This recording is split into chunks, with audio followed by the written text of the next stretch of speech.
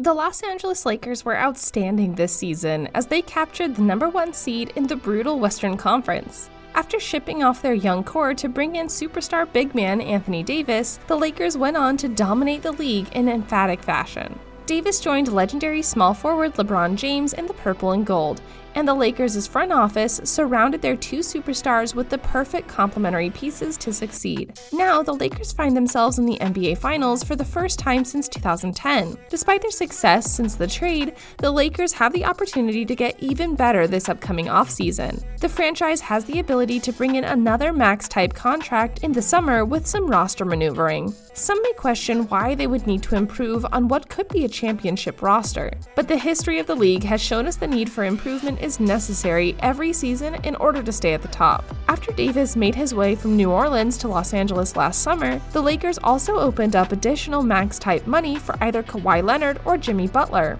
both who were available at the time. Leonard opted to sign for the Clippers, and Butler signed with the Miami Heat, forcing the Lakers to fill out the rest of their roster with a solid supporting cast. In hindsight, this was a blessing in disguise, as the Lakers became a more balanced roster overall, but the opportunity for the franchise to capture another big name this upcoming offseason still remains a possibility. As of right now, the Lakers have the following tools to work with this summer: a mid-level exception, up to $9,258,000 depending on salary cap; the biannual exception, up to $3,623,000 depending on salary cap; the number 29 pick in the 2020 NBA Draft, a host of veteran players on minimum deals, tradable young assets such as Kyle Kuzma, Alex Caruso, and Talen Horton-Tucker. As you can see, even if the Lakers do capture the NBA title, there are avenues for the organization to explore that can continue to improve their roster moving forward. Given their main man LeBron James turns 36 in December,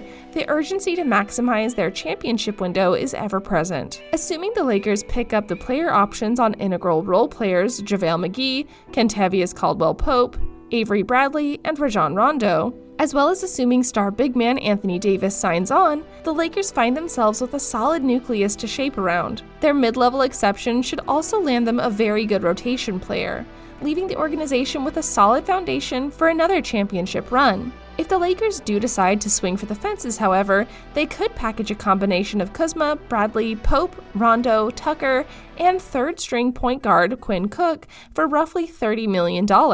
If you throw in McGee, that bumps up to $35 million. Good enough to bring in the likes of veteran point guard Mike Conley. Another player that would fit the mold could be New Orleans Pelicans' Jrue Holiday, who already has a great relationship with Davis from their playing days together.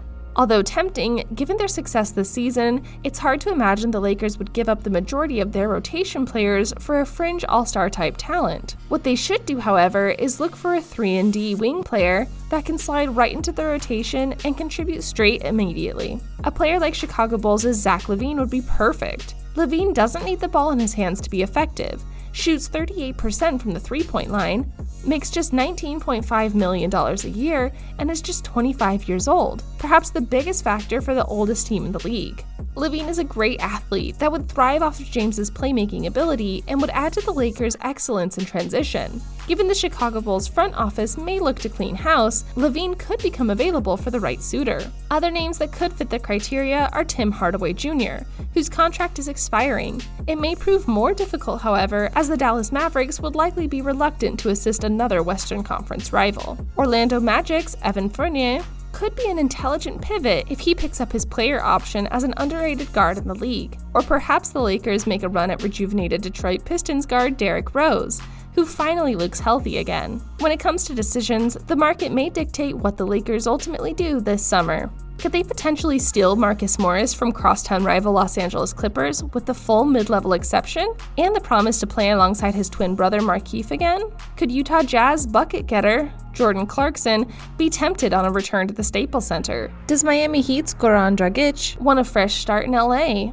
The Lakers will likely open up a significant amount of money and also have an array of options as the veteran minimum. Perhaps a Tristan Thompson reunion with LeBron James? Bringing in veteran wing Mo Harkless? Or make a run at underrated sharpshooter E'Twaun Moore. Either way, the possibility of loading up on more firepower around LeBron James and Anthony Davis is a scary prospect for the rest of the league. Whether they win a championship or not this season, the Lakers will not rest on their laurels of trying to capture as many titles in this championship window as they can. Nothing is off the table, and the organization have a long history of luring big names to the city of Los Angeles. There's a very real chance that will continue in the offseason as the Lakers reclaim the rightful spot atop the NBA mountain.